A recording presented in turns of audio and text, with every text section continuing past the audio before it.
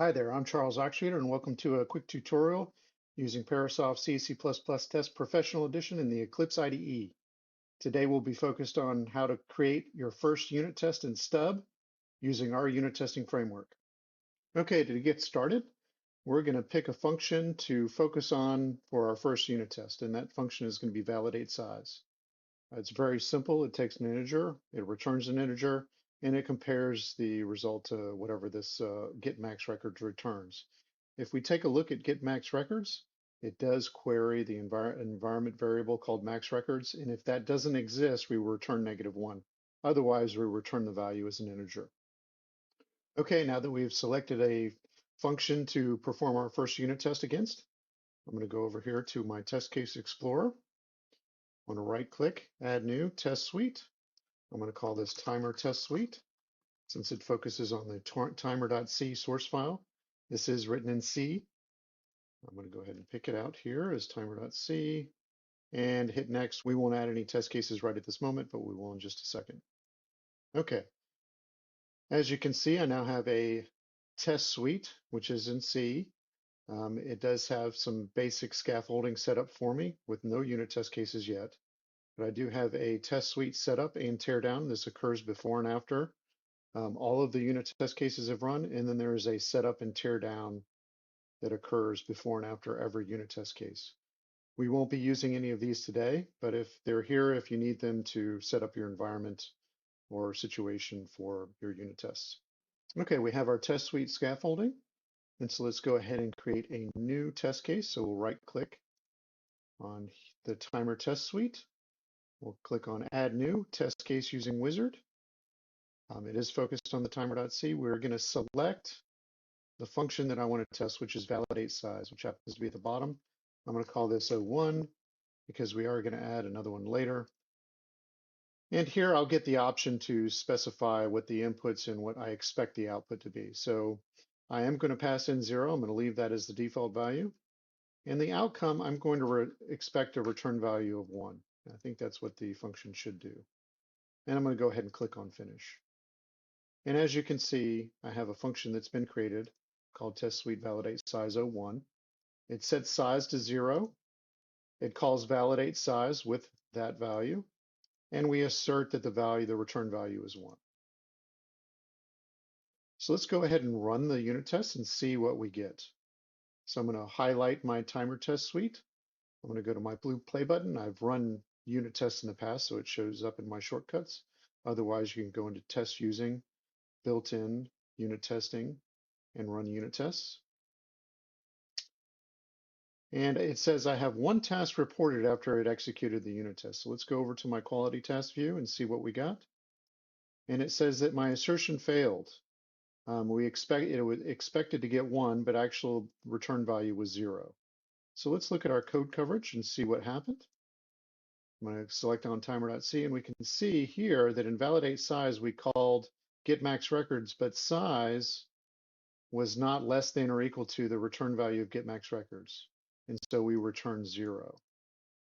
And the reason for that is that I don't have my environment variable for max records set up. In fact, I don't want to set this up because I plan on having my unit tests run in the pipeline, and I don't want to have to worry about certain environment variables existing or not. So in order to execute this path, I'm going to have to figure out a way to get max records to return something other than -1. And this is where stubbing comes into play. And since I don't want to set up this environment variable in my pipeline or wherever I'm running unit tests, I'm going to take control over this function and stub it out so I can get it to return what I want. And then that way I can control the flow of this unit test and what pieces of this function are tested. So what I can do is I can go over to my stubs view and I can come through here and find get max records. And we can see that by the definition, we are using the original definition and it exists in timer.c. But this is the function I want to stub out. So I'm going to right click on this. I'm going to select to create a user stub. I'm going to create a file called mystubs.c, hit finish. And this stubs file gets generated in the stubs folder that we generate by default. And if I scroll down here, I get my function, my stub function, as well as some very important instructions on how to use this. So step number one is to actually define the behavior of get max records. And we should put this in our test suite. So I copied that. I'm going to put it in our test suite just above here. I want to set the return value equal to 1. And I'll save this.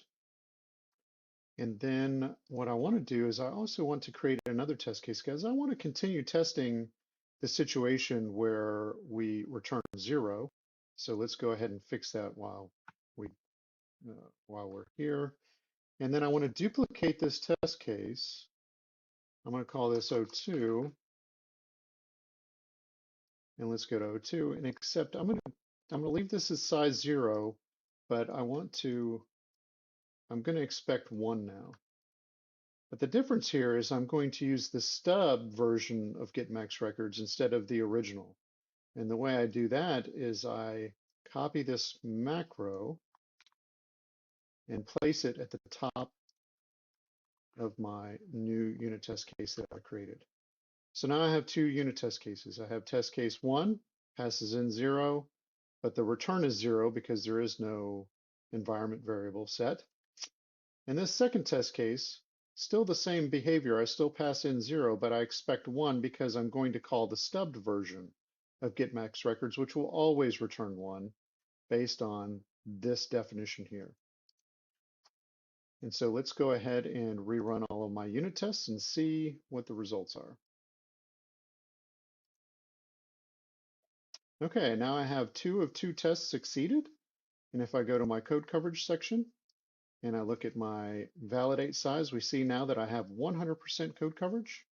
And I was able to achieve this with a regular unit test and a unit test that used a stubbed version of get max records. And that concludes our quick tutorial on how to create your first unit test in Stub. I hope this helps and I hope you have a great day. Thanks for watching. Bye.